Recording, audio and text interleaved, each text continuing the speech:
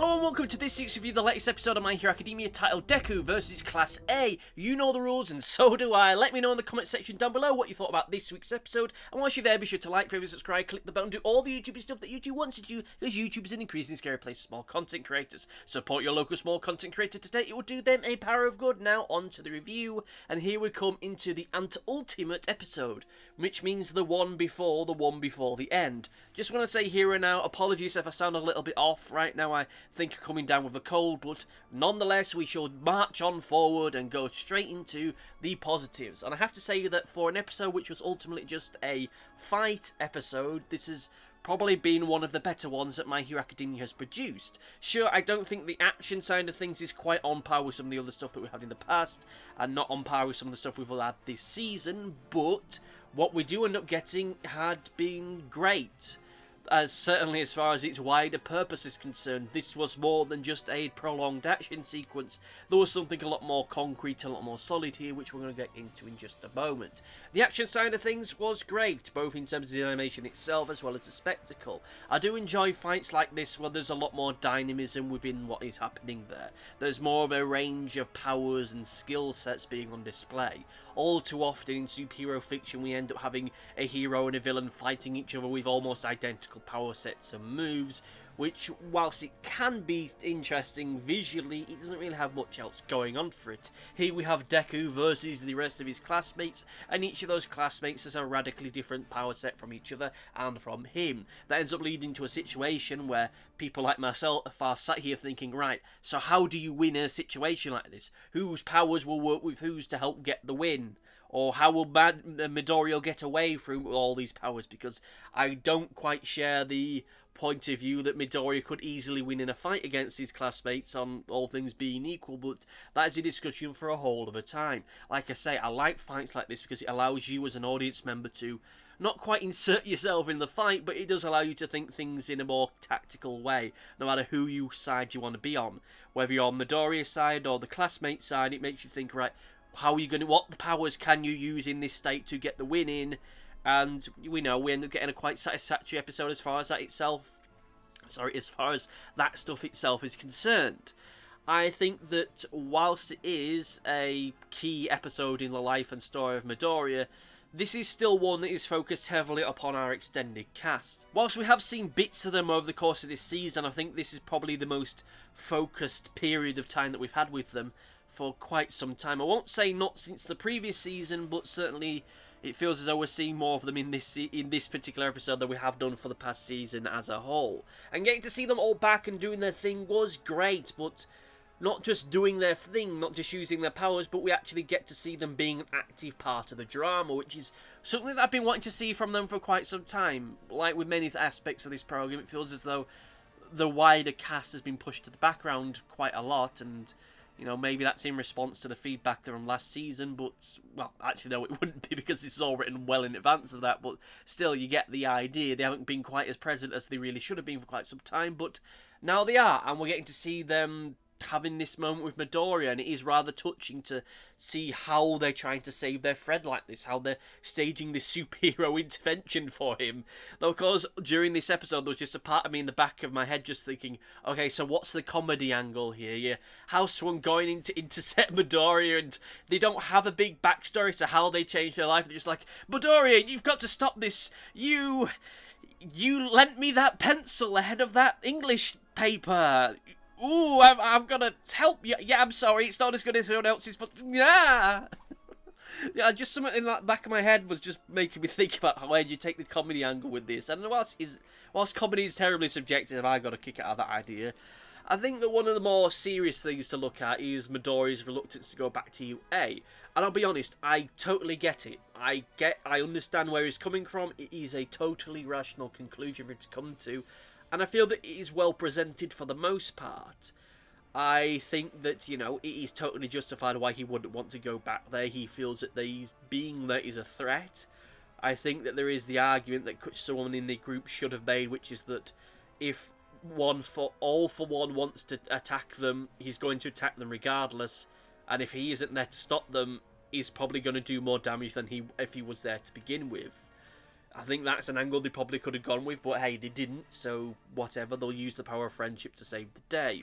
Again, I think he's totally justified his rationale to it, though I don't think he was expecting things to go quite the way that he was expecting when he actually does get back to UA, and then he's there, and we have this big protest going on. I'm not sure how they knew, but I'm guessing from what was said that the principal just told everyone ahead of time, and it just backfired horribly. You know, to be fair, he did need to tell them it out of the sense of, you know, just full transparency, though maybe it was something in hindsight he probably should have kept his mouth shut about, but hey ho, that's just the way that it is. It will be interesting to see if there's any real fallout within that little community that's popped up, that little fiefdom that's appeared within the city itself at UA. Then we'll see. I'm sure that there will be a little bit towards the start of next week's episode, but I don't think we'll see much more of it from there. Which I totally understand. We are getting close to the end of this, so I don't really think you can drag that particular stuff out for much longer. We've only got 2 more episodes after this, so you can't really expect them to do much else unless it's going to end up dragging into next season, which I don't see an argument for that, to be honest with you, but, you know, that's an argument for a different time. I feel that the true emotional core for this week's episode was what we ended up seeing towards the end of the fight with Bakugo and Midoriya. Just seeing how Bakugo explains himself, him just laying all his cards on the table and just explaining why he'd been just a total dick for Midoriya for all this time, was just honestly brilliant. It was great to see him just further proving that he has really grown and matured emotionally over the course of the past few seasons. And as I keep saying whenever I discuss Bakugo, I feel that he's a far more nuanced character that many have given him credit for. I know that it's quite easy to just giggle and just treat him as just the loud, explodey, murder, explosion man, but there is a hell of a lot more to him, and this episode further gives credit to that thought. Granted, that kind of feels a little bit more like me patting myself on the back of the head for being quite so sophisticated as to understand the nuance of it, but you get the idea. This episode does show that there is a lot more going on with him than I think that many people give credit for. And one of the things that I really did like about the whole sequence was seeing the different version of them through the years, and they were giving that speech from when they were little toddlers, and then seeing them when they were just starting at UA to where they are now. It helps further this development of Bakugo's character, showing just how much he has changed over the course of time that we've seen him, showing him from the loud, bratty kid to the more emotionally mature teenager that we see him now. Yes, he still has room to mature, but we are seeing a side to him that I think that quite easily could have been overlooked in other shows by other writers. But, you know, I think there is a lot to be praiseful for this particular episode. And I know praiseful isn't a word, but hey ho, I am coming down with the cold, to give me a break.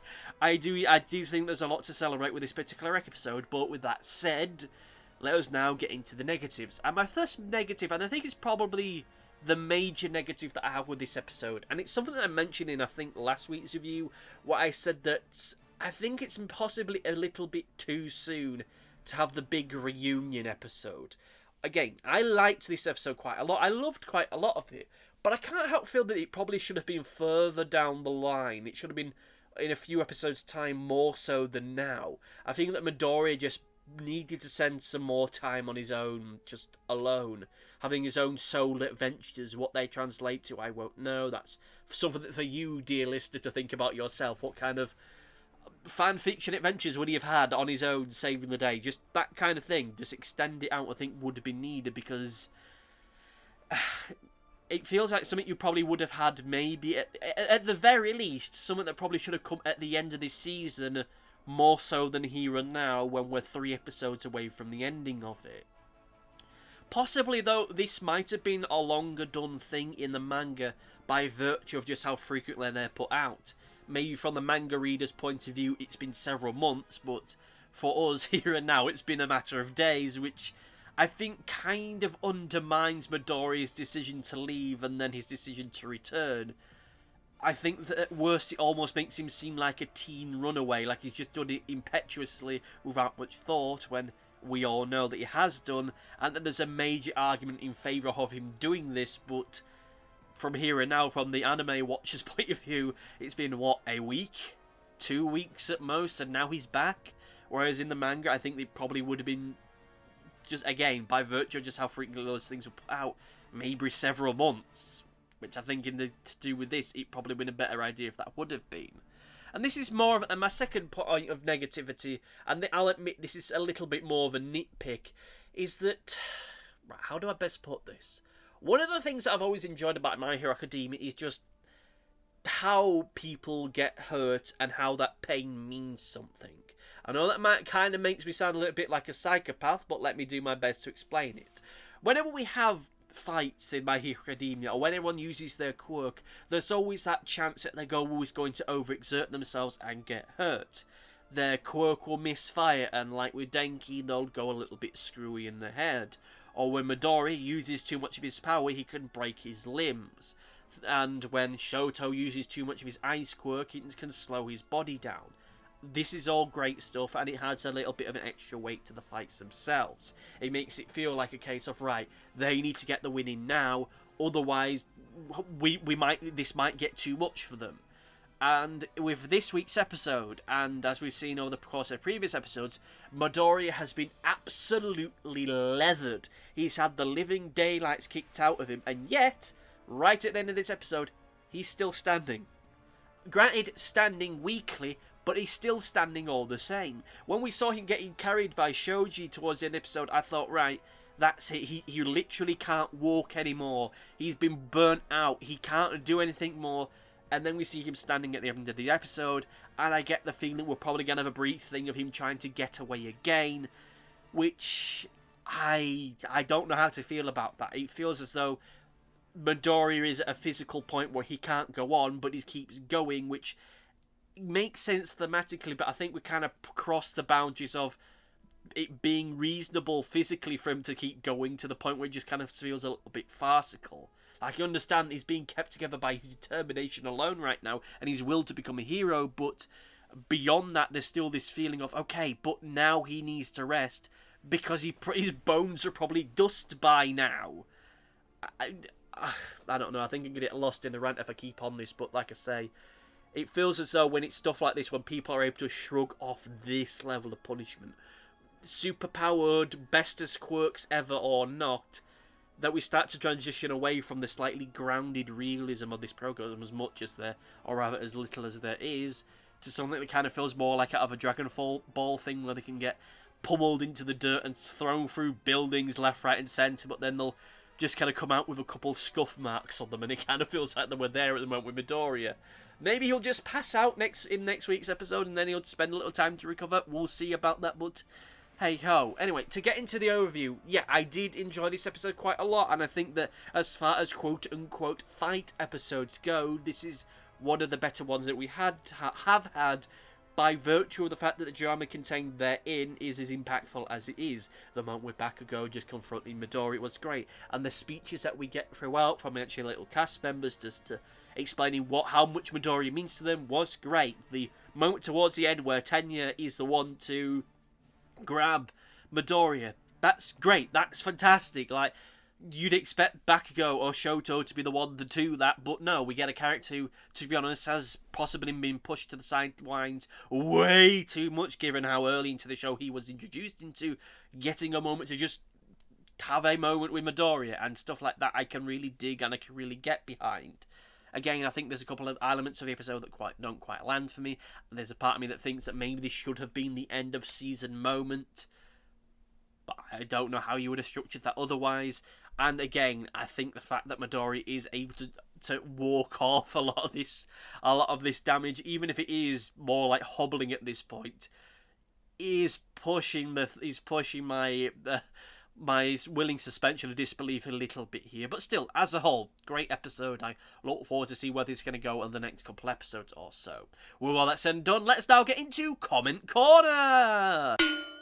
Only one comment this week, and it comes from Big X1, who says, I like this week's episode. This is, of course, referring to last week's episode.